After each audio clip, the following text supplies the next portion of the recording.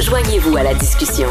Appelez ou textez le 187 Cube Radio 1877 827 2346. Alors, je ne sais pas si vous circulez au centre-ville de Montréal, mais depuis quelque temps, on voit des cohortes de grévistes. Je peux vous dire que tout près d'ici de la station, on voit des manifestants. En fait, ce ne sont pas des manifestants. Ce sont des grévistes qui ont leur pancarte de la CSN.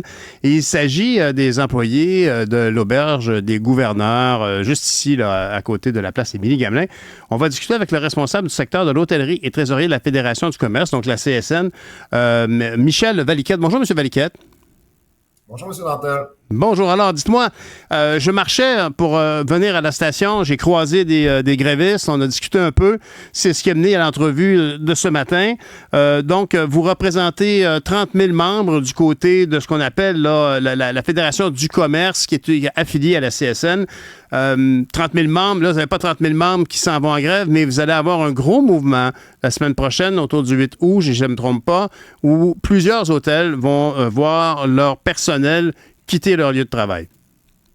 Oui, tout à fait. Donc, en résumé, là, c'est 30 hôtels à travers la province. Ça représente 3 500 travailleuses et travailleurs qui sont en négociation présentement. Négociations qui ont débuté au mois d'avril dernier. Donc, on en arrive, là, je dirais, les négociations allaient bon train. Là, les discussions étaient cordiales, ça se passait bien au table de négo. Évidemment, on discutait principalement d'enjeux normatifs, là, des enjeux qui n'ont pas d'incidence monétaire. Et là, maintenant, on arrive à des discussions un peu plus serrées. On vient toucher la poche des hôteliers, donc ça devient de plus en plus difficile. Et donc les discussions, c'est des fins de non-recevoir de la part des employeurs ou des offres qui sont très, très en dessous des attentes là, de nos travailleuses et travailleurs, ce qui fait en sorte qu'on a dû augmenter les moyens de pression au cours des dernières semaines. Et c'est la raison pour laquelle vous avez vu là, des grévistes aujourd'hui là, devant maintenant qui s'appelle le Hyatt, place Dupuis. Là, oui, c'est vrai, c'est plus le... Que dis-je, les gouverneurs, ça fait belle lurette. Vous avez raison. Oui, tout à fait. Mais dites-moi, on sait, vous représentez donc beaucoup de travailleurs d'hôtels qui sont affiliés à la CSN. Et on comprend donc, par exemple, comme les travailleurs unis du commerce, eux représentent beaucoup les gens qui travaillent dans le monde de l'alimentation, pas mal toutes bannières confondues. Comment ça se négocie dans une situation comme celle-là, puisque vous réunissez tous les employés, tous les syndiqués, mais la partie patronale se fédère comment? Et est-ce qu'ils ont des points communs? J'imagine qu'il y a une grosse différence entre le Hyatt et l'hôtel chez Monique à Passepébiac. Oui, malheureusement, on n'a pas encore le motel chez Monique à Passepébiac, mais s'il va se joindre à nous... Ça n'existe probablement même pas.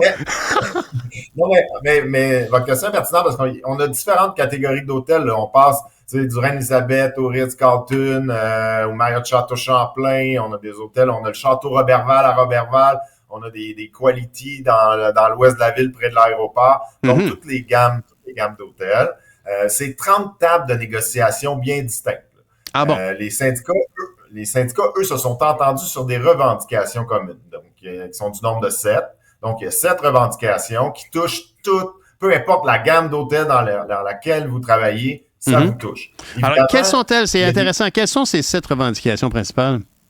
Évidemment, celle dont on entend plus parler, c'est les augmentations salariales. Donc, des augmentations salariales de l'ordre de 36 % sur 4 ans, 15 % dès la première année, pour pallier là, à la perte du pouvoir d'achat qu'on a eu au cours des 4 dernières années. Parce qu'il faut rappeler que les travailleuses et les travailleurs de l'hôtellerie ont accepté des hausses salariales de l'ordre de 8 % au cours des 4 dernières années. Donc, on parle en moyenne de 2 % par année. Évidemment qu'il n'a pas comblé l'indice des prix à la consommation qui, à lui seul, en 2022, dépassait le 8 % Donc, ce qu'on veut, nous, c'est un rattrapage salarial dès la première année. C'est la raison pour laquelle on demande un 15 % Et il faut se rappeler aussi que si vous avez voyagé ou si vos auditeurs ont voyagé au cours des derniers mois, se sont aperçus de la flambée, de la hausse vertigineuse des tarifs au niveau des chambres. Ça en est de même pour les menus au restaurant, ça en est de même pour les menus au banquet. Donc, les hôteliers ont profité d'une belle relance au cours des dernières années. Même, elle a été extraordinaire, cette relance-là, inattendue.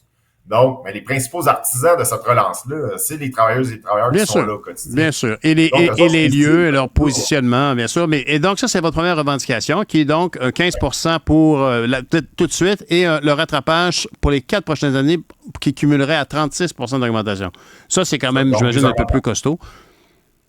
Ben, après, ensuite, c'est des augmentations salariales de 7 qui va combler l'indice des prix à la consommation et qui va permettre aussi aux travailleuses et aux travailleurs de s'enrichir. Donc, il faut être conscient de ça. Mais il y a d'autres demandes. On n'aura pas assez de temps pour passer en détail dans tout, mais rapidement, quelles sont les 6 autres revendications? Ben, rapidement, il y a des demandes. On est conscient là, que suite à la pandémie, là, il y a eu un exode au niveau des travailleurs du secteur de l'hôtellerie vers d'autres secteurs d'activité. On a perdu des travailleurs expérimentés et compétents. Donc là, il faut aller chercher une nouvelle main-d'œuvre. Donc, il y a un problème d'attraction et de rétention de main-d'œuvre. Donc, on a décidé, entre autres, de mettre en place, une de nos demandes, c'est d'encadrer la formation. Okay. C'est que chaque nouveau salarié puisse recevoir une formation qui est adéquate. Super. On demande aussi, par exemple, de devancer la 3e semaine de vacances après la première année de service. Encore une fois, pour se différencier de d'autres secteurs d'activité, puis d'attirer une nouvelle main-d'œuvre qui voudra faire carrière dans le secteur de l'hôtellerie. Ça, c'est 2 exemples. Puis je pense que je salue la responsabilité des travailleurs et des travailleurs de prendre ça en main en disant il faut assurer une relève dans l'hôtellerie, puis on va prendre les moyens qu'il faut pour le faire. Dites-moi, donc, ça fait environ 4 demandes que vous venez d'exprimer. Quelles sont les 3 dernières que j'aimerais entendre?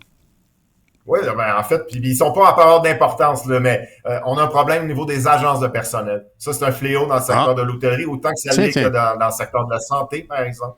Il y a des enjeux au niveau des charges de travail également.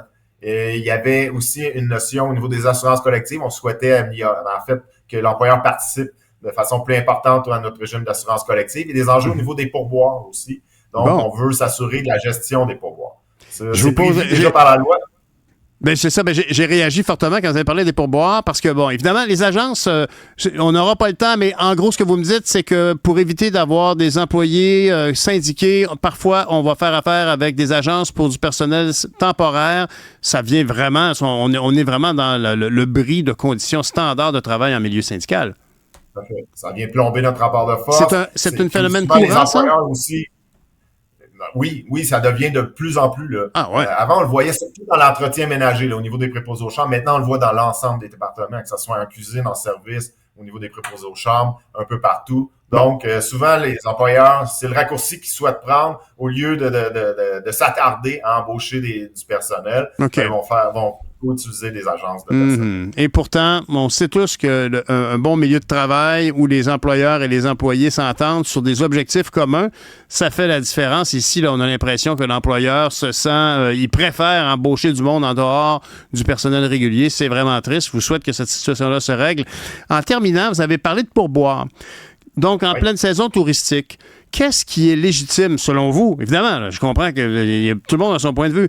Quand on va dans une chambre d'hôtel, est-ce qu'on peut prendre pour acquis que la personne qui fait le ménage, premièrement, fait un travail que pas tout le monde qui ferait? Deuxièmement, est-ce qu'elle est bien payée? Si oui, pourquoi doit-on laisser un pourboire? C'est un salaire à pourboire comme un serveur dans un restaurant?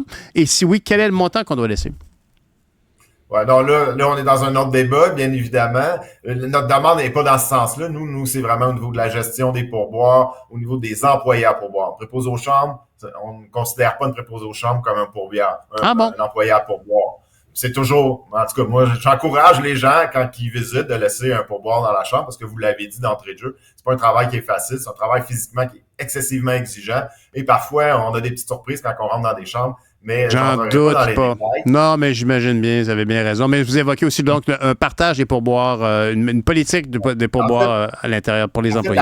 Il y a une loi qui existe qui empêche l'employeur de s'ingérer dans la gestion des pourboires. Et la loi, elle existe. Nous, on est à l'aise avec la loi. Au cours des dernières années, il y a eu des pressions, des lobbies fort importants de l'Association des restaurateurs du Québec pour pouvoir se mettre la main dans les pourboires, puis décider à qui va aller. Puis donc là, la loi le permet pas. Donc nous, ce qu'on s'est dit, mettons l'article de loi dans nos conventions collectives. Si jamais un gouvernement, peut-être un peu plus proche des employeurs, décidait de changer la loi, ben, au moins on sera protégé avec nos conventions collectives. C'est ça qu'on demande. Je vous souhaite un règlement rapide parce que en tournant, puis vraiment au bénéfice de tous, parce qu'en tournant le coin de rue, en venant à la station, j'ai vu plusieurs touristes qui sirotaient un café d'une marque que je ne nommerai pas parce qu'elle ne paye pas ses impôts et qui regardaient ça puis qui faisaient comme oh my God. Hein? Fait que c'était sûrement pas des gens d'ici. Personne ne parle anglais à Montréal. Ben non.